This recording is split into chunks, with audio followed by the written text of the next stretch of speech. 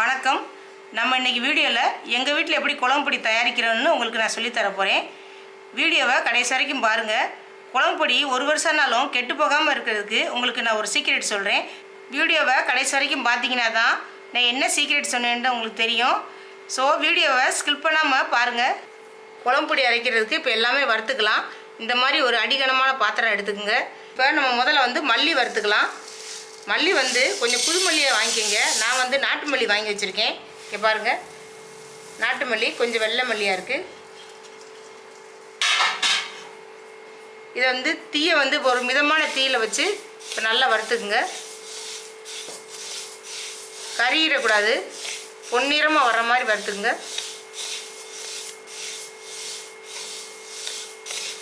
நம்ம வீட்டிலே அரைக்கிற பொடி ரொம்ப நாள் கெட்டு போகாது.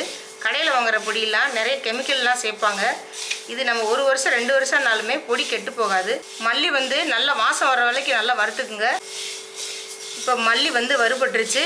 இப்போ ஒரு பாத்திரத்தில் மாற்றி வச்சுக்கிறேன். இப்போ 1/4 கிலோ நீல வத்தல் போட்டுக்கிறேன்.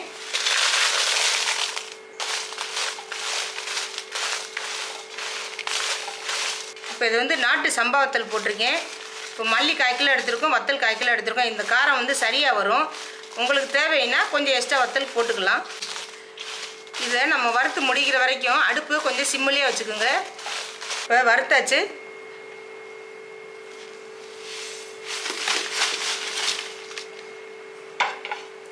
இப்போ காஷ்மீர் வத்தல் ஒரு 100 கிராம் போட்டுக்கிறேன்.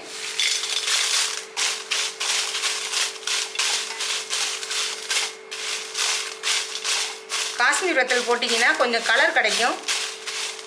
இப்போ காஷ்மீர் வத்தல் வறுத்தாச்சு.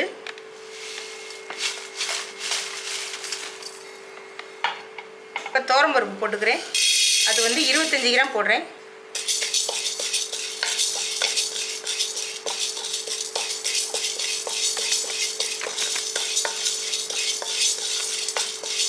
இதிலே நம்ம கடலைப்பருப்பு 25 கிராம் போட்டுக்கலாம். ரெண்டுமே சேர்த்து வறுத்துடலாம். கொஞ்சம் செவக்க வருங்க.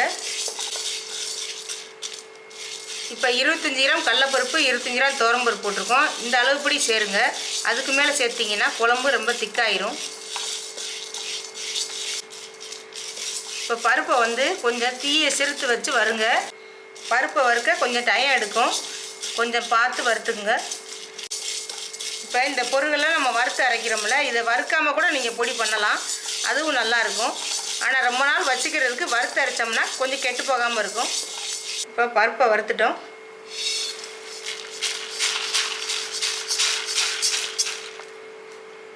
அடுத்து சீரகம் 100 கிராம் போட்டிருக்கேன்.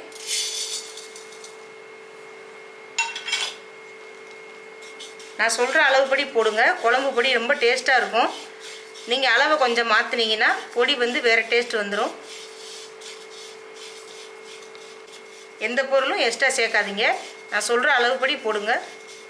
நம்ம சேனலை சப்ஸ்கிரைப் பண்ணாதவங்க சப்ஸ்கிரைப் பண்ணுங்கள். குழம்பு பொடி தேவைப்பட்டுச்சுன்னா டிஸ்பிளே தெரிகிற வாட்ஸ்அப் நம்பருக்கு நீங்கள் சொல்லுங்கள். இப்போ வறுத்தாச்சு சீரகத்தை. சோம்பு 25 கிராம் போடுறேன். இப்போ இந்த சோம்பு கூடவே நம்ம மஞ்சளையும் போட்டுடலாம்.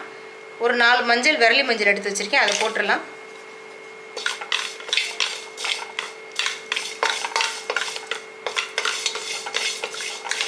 மஞ்சளும் சோம்பும் கொஞ்சம் சூடு போட்டாலே போதும், நம்ம கொட்டிக்கலாம்.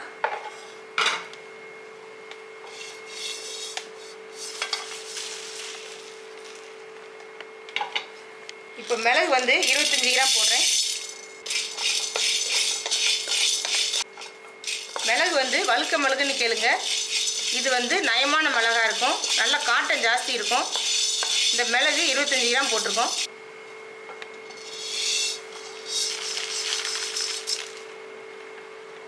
இப்போ கடுகு போட்டுக்கலாம். கடுகு 25 கிராம் போடுறேன். கடுகு நல்லா வெடித்து வர அளவுக்கு வறுத்துங்க, கரியிடாமல் வருங்க. இப்போ கடுகு பாருங்கள் நல்லா பொரிஞ்சு வருது. இப்போ கொட்டிக்கலாம்.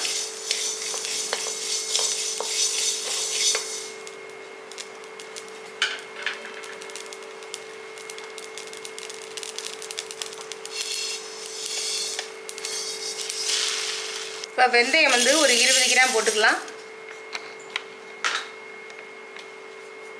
வெந்தயம் போடும்போது நல்லா வாசமாக இருக்கும் குழம்பு.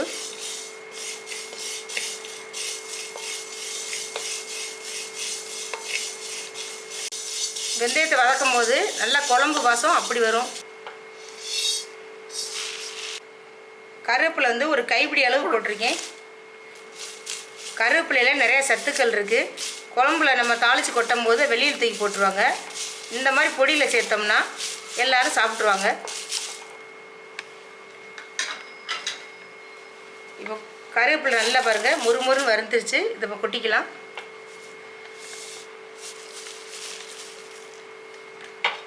வறுத்தது எல்லாத்தையுமே பெரிய தாம்பூலத்தில் கொட்டி நல்லா ஆற விட்டுருங்க. அதுக்கப்புறம் தான் மிக்சியில் நம்ம அரைக்கணும். அப்போ தான் பொடி கெட்டு போகாது. நீங்கள் மிக்சியில் அரைக்க வேண்டாம்.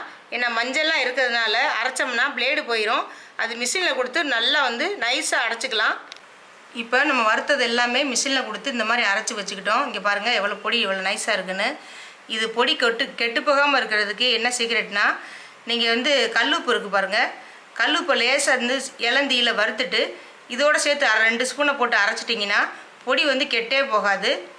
இது ரொம்ப நாளைக்கு கெடாமல் இருக்கும். நம்ம வீட்டில் அரைச்ச பொடின்றதுனால ரொம்ப நல்லாயிருக்கும். வேறு எந்த கெமிக்கலுமே நம்ம சேர்க்குறதில்ல. அதனால் பொடி வந்து சூப்பராக இருக்கும்.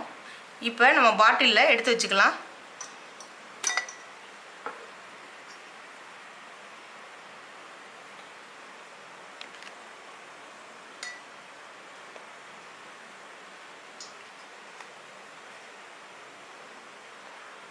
பொடி நல்ல வாசமாகவும் இருக்குது, நல்லா கலர்ஃபுல்லாகவும் இருக்குது. இது நீங்கள் எல்லா குழம்புக்குமே பயன்படுத்தலாம். இன்னொரு வீடியோவில் உங்களுக்கு சாம்பார் பொடி எப்படி அரைக்கிறதுன்னு நான் சொல்லித்தரேன்.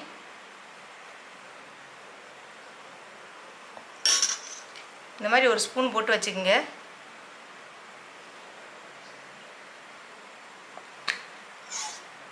பாருங்கள் அருமையாக நம்ம குழம்பு பொடி ரெடி பண்ணிட்டோம்.